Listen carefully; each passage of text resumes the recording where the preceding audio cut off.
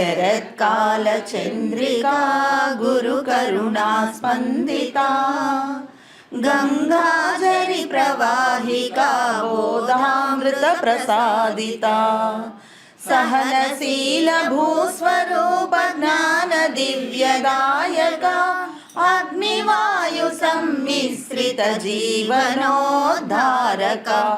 అగ్నివాయు సమ్మిశ్రిత జీవనోద్ధారకా శరత్కాల చంద్రికా గురుకరుణా స్పందితా. నమస్కారం. మనం ప్రతి శనివారం జరుపుకునే స్వామి సత్సంగానికి శుభాహ్వానం పలుకుతూ, సంకల్పసిద్ధుడవు సాక్షాత్తు దత్తుడవు గురుధర్మ నిరతుడవు స్వామీశ్వర అని మనం వెంకటేశ్వర గురించి ఎన్నో దివ్యలీలలు చెప్పుకుంటూ వస్తూ ఉన్నాము. స్వామి తిప్పపైన ఒక ఖాళీ పాత్ర నుంచి శేషమ్మ నాయుడికి ఆహారం పెట్టించడం ఒక అద్భుతమైన విషయం. అలాగే రాజుపాళ్యంలో, కంబంపాడులో, గొలగమూడిలో ఇంకా ఎన్నో గ్రామాల్లో అతి కొద్ది ఆహారాన్ని ఎంతోమంది తినడం మనం ప్రత్యక్షంగా ఆ భక్తుల ద్వారానే విన్నాము, తెలుసుకున్నాము.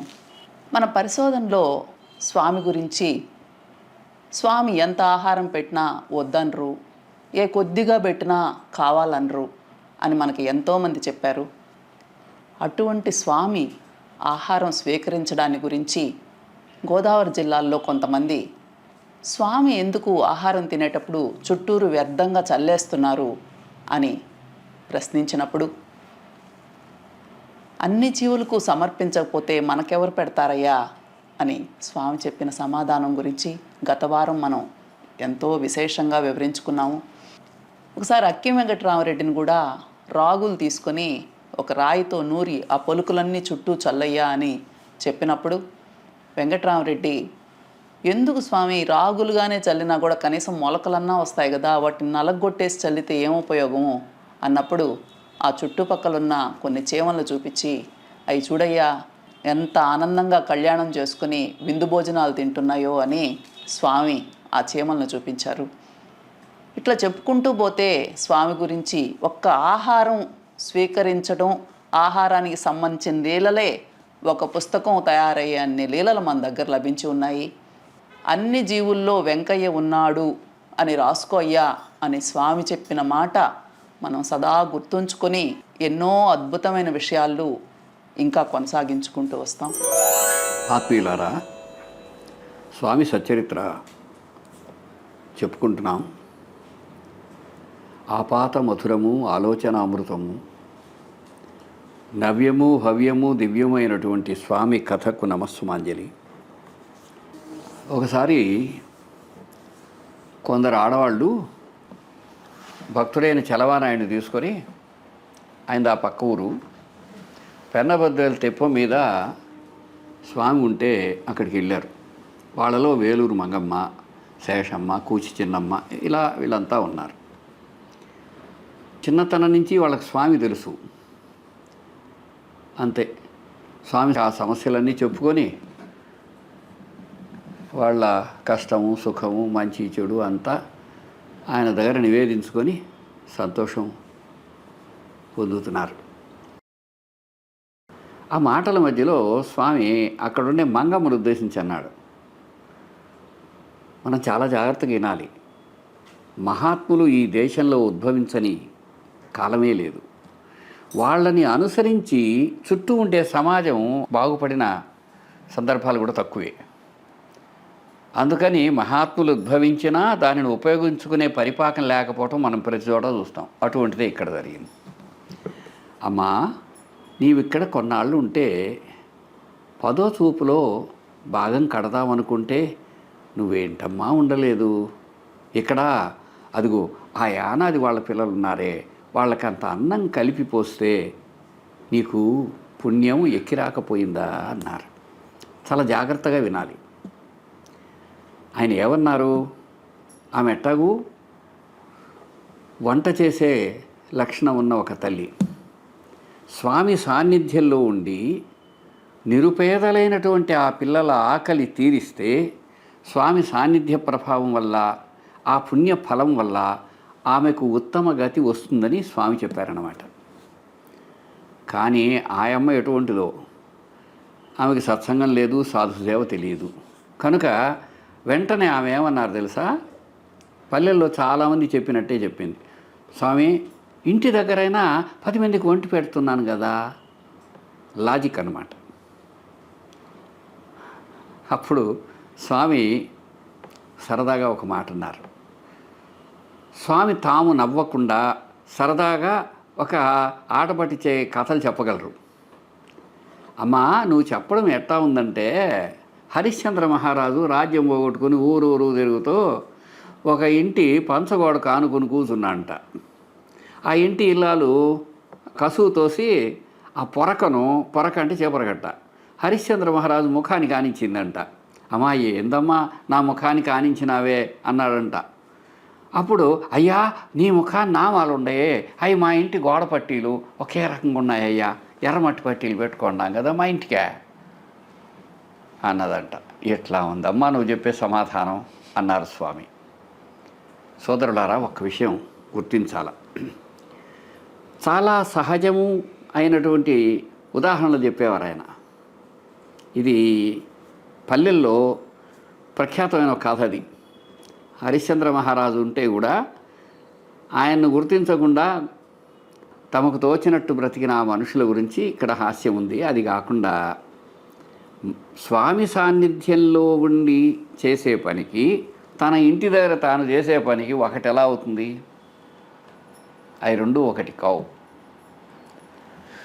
ఆ విషయాన్ని ఆమెకు చెప్పారు. కానీ ఏది ఏమైనా ఆమె గనుక అలా చేసి ఉంటే ఎంతటి భాగ్యం అబ్బేదో. సరే, మనం పోయిన సత్సంగంలో చెప్పుకున్నాం.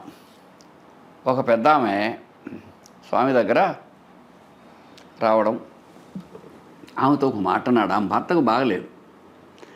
ఆయన పేరు పెంచల నాయుడు. ఆ నరసమ్మతో అన్నారు స్వామి, ఆ భర్తకి విపరీతమైన కాలు నొప్పి. ఆయన చెప్పిన ఆ సూచనతో అతని బాధ తగ్గింది. అప్పుడు ఆ నరసమ్మతో అన్నారు స్వామి సరదాగా, అమ్మా, పూచి ఆది నారపనాయుడు చుట్టుగుంటపల్లిలో ఉన్నాడు. నూతేటి రంగపనాయుడు చిలకల మర్రి రాజుగారింట్లో ఉన్నాడు. పోయి చూసిరా, వాళ్ళు నిజానికి మరణించలేదులే అమ్మా అన్నారు. ఇక్కడ ఒక విషయం వినాలి. వెంకయ్య స్వామి వారు గొప్ప అవధూతమూర్తి. ఆయనకు ఒక మనిషి జన్మకు రాకముందు, జన్మించిన తర్వాత, మరణించాక కూడా ఏమవుతారో తెలుసు. కనుక ఆ ఇద్దరు ఆమె బంధువులు, నరసమ్మ బంధువులు, వాళ్ళు మరణించారు. వాళ్ళు మళ్ళీ జన్మకొచ్చారని పోయి చూసిరమ్మా అన్నారు. అంటే అక్కడ ఉద్దేశం ఏమి? ఆమెకు జనన మరణాల రహస్యాన్ని స్వామి బోధిస్తున్నారన్నమాట. కనుక పుట్టక ముందేమిటో తెలిసినవారు, పోయిన తర్వాత ఏమవుతుందో చెప్పగలిగిన వెంకయ్య స్వామి సాన్నిధ్యంలో నేనున్నాను నేను గుర్తించటం కూడా సాధనే. వాళ్ళు ఏమనుకుంటారు, స్వామి ఏందో చెప్పారులే, అయినా మనకేం తెలుసో అని. వాళ్ళు వాళ్ళ బంధువులే కాకుండా వాళ్ళ కులం వారు కూడా కావడం. కానీ ఏది ఏమైనా ఆయన ఎంతమంది గురించో చెప్పారు. ఆ విధంగా జనన మరణాలను, వాటి యొక్క ఆవలి తీరాన్ని చూడగలిగిన స్వామికి మనం నమస్సమాంజలి ఘటించి తర్వాత విషయాన్ని చూసుకుందాం. ఇక్కడ బరిగెల నాగయ్య విషయం ఒకటి వచ్చింది. స్వామి దగ్గర కొంత సేవ చేసిన మనిషి ఆయన. ఆ చివరి రోజుల్లో స్వామి సమాధి మందిరంలో చాలా పనులు చేస్తూ చివరి దాకా అట్లాగే ఉండిపోయిన వ్యక్తి ఈ బరిగెల నాగయ్య. బాగా పొడుగు మనిషి, చాలా ఏళ్ళు శ్రమ చేసి రాటుదేలిన దేహం, చక్కగా నడిచేవాడు. తన ఊరు కొత్తూరు నుంచి కలువైకి గుడ్డలు కొనుక్కుందామని వచ్చినప్పుడు ఆయనకు 18 సంవత్సరాలట.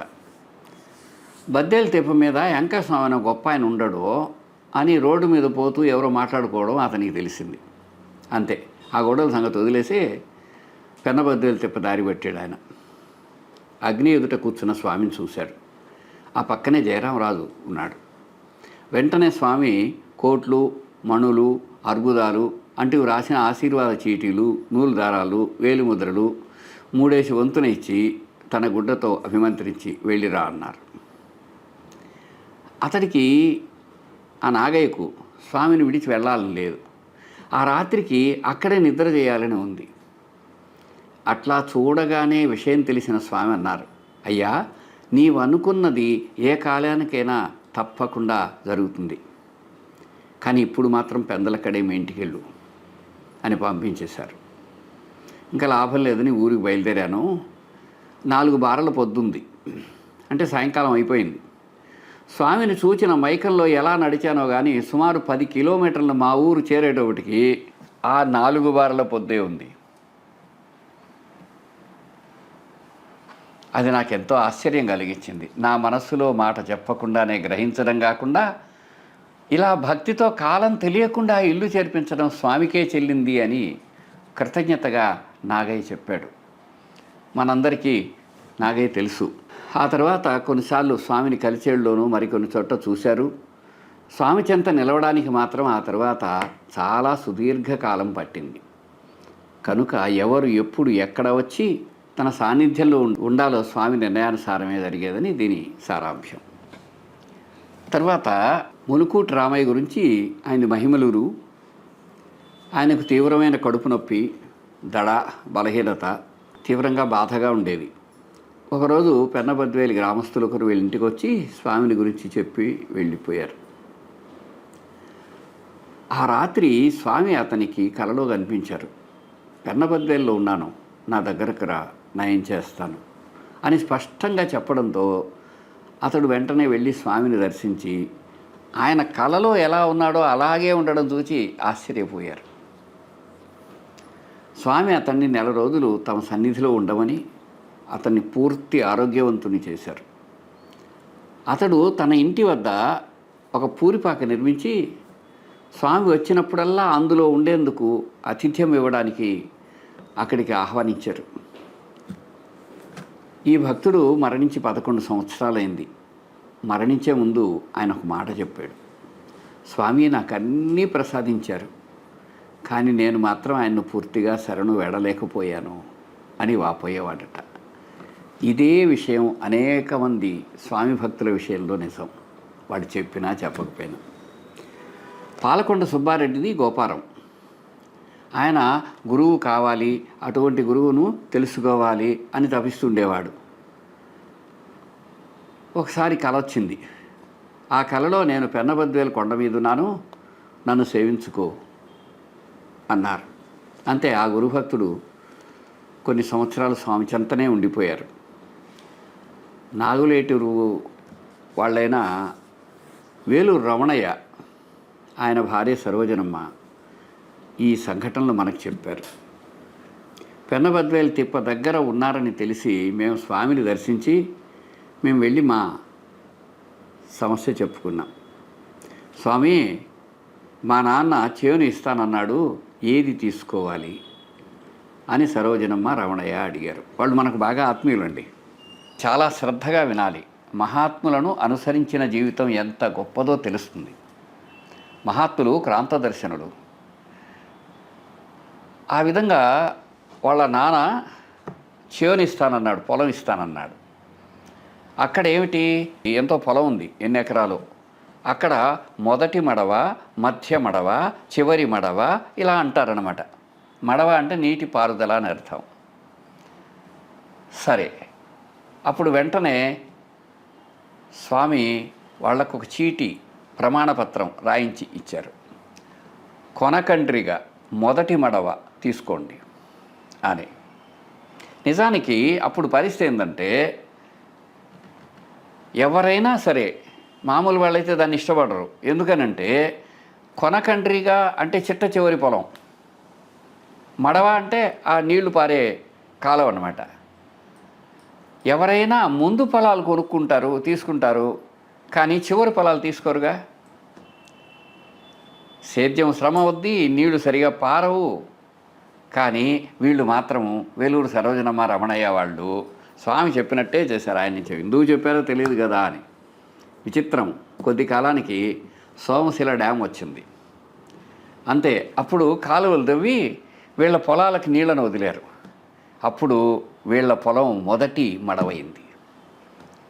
స్వామి మాట ఎప్పుడూ వేదవాక్యే. అందుకని మహాత్ములను అనుసరించి ఆశ్రయించి వారు చెప్పింది వింటే ఇటువంటి అద్భుత ఫలితం లభిస్తుంది. కృతజ్ఞతతో సరోజనం ఇలా చెప్పింది. మా పెద్ద కూతురు రమణమ్మ పుట్టిన తర్వాత రొమ్ములో గడ్డ వస్తే నెల్లూరులో డాక్టర్ రామచంద్రారెడ్డికి చూపించి ఆయన సలహా మీద మద్రాసు క్యాన్సర్ ఆసుపత్రికి తీసుకెళ్ళి ఆపరేషన్ చేయించారు. తిరిగి నాగలేటూరు వచ్చాం. ఆ తర్వాత కూడా పరిస్థితి బాగాలేదు. విపరీతమైన నీరసం, ఏమీ తినలేని పరిస్థితి. ఆ సమయంలో నన్ను వేలూరు వెంకటమ్మ అనే ఆమె పెన్నబద్వేల్లో ఉన్న వెంకయ్య స్వామి దగ్గరకు తీసుకెళ్ళింది. నా బాధ విని నిదానంగా చూచి చాలాసేపు తంబూరం ఈటిన స్వామి నెమ్మదిగా ఇలా అన్నారు, ఆమె చనిపోదు అని. కొంచెంసేపు ఆగి, అదేం చెయ్యదులేమ్మా, ఊర్లో రాముల వారు సగం జబ్బు తీస్తారు, తతిమ్మ సగం అని మళ్ళీ కొంచెంసేపు నాదాన్ని వాయించి ఊళ్ళోకి పోయేటప్పుడు ఆ ఓబుల్ నాయుడు గారి దొడ్డికాడ చింత చెట్టు దగ్గర ఒక 25 జబ్బు, మిగతా 25 జబ్బుకు ఒక 3 ఇళ్లకు వెళ్ళి ఇట్లా చెయ్యమ్మా అన్నారు. శేషమనాయుడు గారి పెంచిలయ్య ఇంట్లో పొద్దునే సద్దన్నం కలిపి 4 దోసులు తాగాల. ఒక దోసిలి కృష్ణమనాయుడు గారి పాత్ర దగ్గర పోసేయాలి. మధ్యాహ్నం గురప్ప గారి అప్పయ్య ఇంట్లో అన్నం తినాలి. రాత్రిపూట చేవెళ్ళ నరసయ్య ఇంట్లో భోంచేయాలి. అంతటితో నీ జబ్బు పూర్తిగా పోతుంది అని. మిత్రులారా, సోదరులారా, గురుబంధువులారా, గురు భక్తులారా, శ్రద్ధగా వినండి. మద్రాసులో క్యాన్సర్కి వైద్యం చేసిన అటువంటి స్త్రీమూర్తిని స్వామి అనుగ్రహించిన ఈ విధానాన్ని 100 సార్లు వినండి. ఆయన తపస్సు వల్ల ఎటువంటి మహిమ జరిగిందో చూడండి. ఇంతకీ ఫలానా వాళ్ళ ఇంటికి పోయి అక్కడ అన్నం తినమని పొద్దునే సద్దన్నం కలిపి 4 దోశలు తాగమన్నారు. ఎందుకని మనకైతే నిజంగా తెలియదు. కానీ ఒకరవ ఆలోచిస్తే ఏ రుణానుబంధమో అన్నిటికంటే ముందు స్వామి చెప్పింది చేయటం అనేటువంటి ధర్మం వల్ల, అదేవిధంగా ఫలానా వాళ్ళ పాత్ర దగ్గర కొంచెం పోస్తే అందులో ఉండి ఏ జీవులకు అది మేలు జరుగుతుందో, మధ్యాహ్నం ఫలానా ఇంట్లో అన్నం తినాలి, సాయంత్రం ఫలానా వాళ్ళ ఇంటికి వెళ్ళి భోజనం చేయాలి, ఆ విషయం చెప్పకుండా వెళ్ళి భోజనం చేయాలంతే. అంతే నీ జబ్బు పూర్తిగా పోతుందన్నారు. అంతే. ఇంత ప్రమాదకరమైన జబ్బు పోతుందా అనే అనుమానంతో ఆ వెంకటమ్మ స్వామిని అడిగింది. ఇవన్నీ చేసినా జబ్బు పోతుందా స్వామి? ఆమె చాలా భయపడుతుంది అన్నది.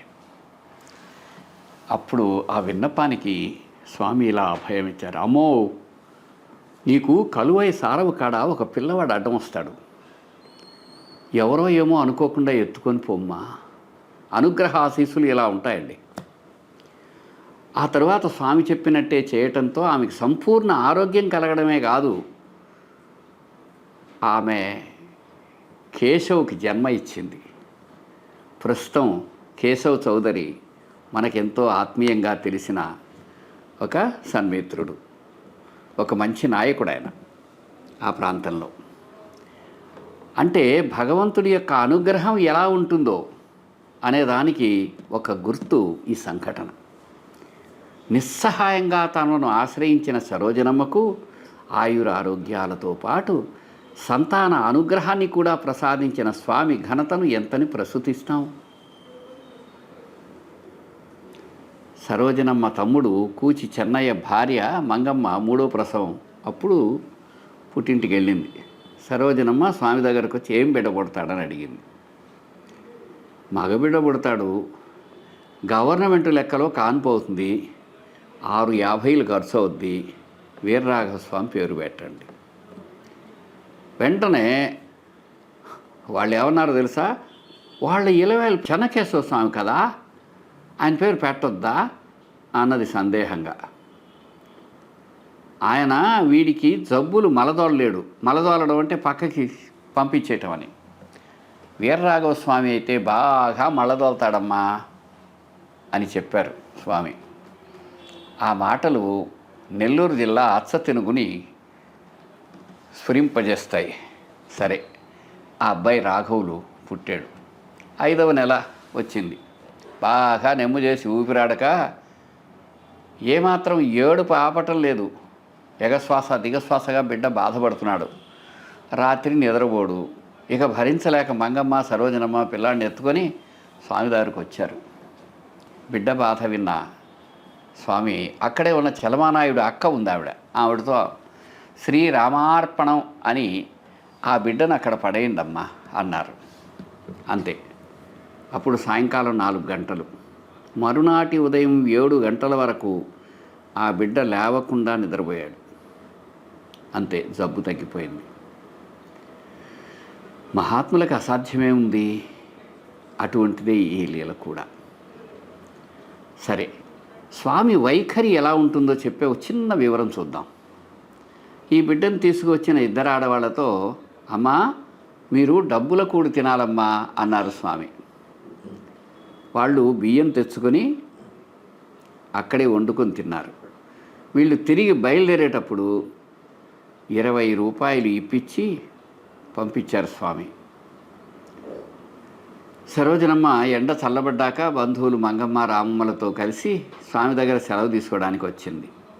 స్వామి చిత్రంగా అన్నారు, అమ్మా మీ ఇంటి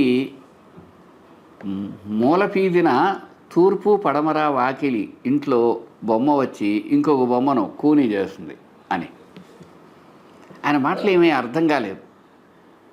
పక్కనే ఉన్న లక్ష్మీనాయుడిని ఆ మాటనే చీటీ వ్రాసి ఇమ్మన్నారు. అతడు తనకు రాయటం రాదన్నాడు. చివరికి స్వామి సరోజనమ్మనే రాసుకోమంటే ఆమె నవ్వుతూ, స్వామి మీరే చేతికి నూనె రాసుకుని రాయాల్సిందే, నాకు రాయటం రాదే. స్వామికి అన్నిసార్లు భక్తుల శ్రేయస్సుకై చేతి నూనెనే పాత కాగితాల మీద అద్ది రాసి ఇచ్చేవారు. దాన్నే ఆమె హాస్యంగా చెప్పింది. ఆహ్లాదకరంగా నవ్వారు స్వామి. సరే, సరోజనమ్మ వాళ్ళ ఇంటికి వచ్చారు. ఆయన చెప్పినట్టే మూల నుండే వీధి ఇల్లుండేటువంటి వీళ్ళ పెదమామ వాళ్ళు కొనుక్కొచ్చిన ఒక ఎద్దు తెంపుకొని వచ్చి వీళ్ళ ఇంటి ఎద్దును కుమ్మి చంపేసింది. స్వామి త్రికాలవేది. 3 కాలాలలో ఏం జరుగుతుందో స్పష్టంగా తెలిసిన మహనీయమూర్తి అన్నమాట. ఆ విధంగా ప్రతి చిన్న సంఘటన ద్వారా కూడా మహిమాన్వితమైన స్వామి యొక్క దివ్యత్వం వ్యక్తమవుతూ ఉండటం మనం ఈ సచ్చరిత్ర మొత్తంలో చూస్తాం. ఇంకా ఇంకా సచ్చరిత్ర యొక్క మధురామృత పానంలో ముందుకు సాగుదాం. ప్రస్తుతానికి సెలవు. నమస్కారం.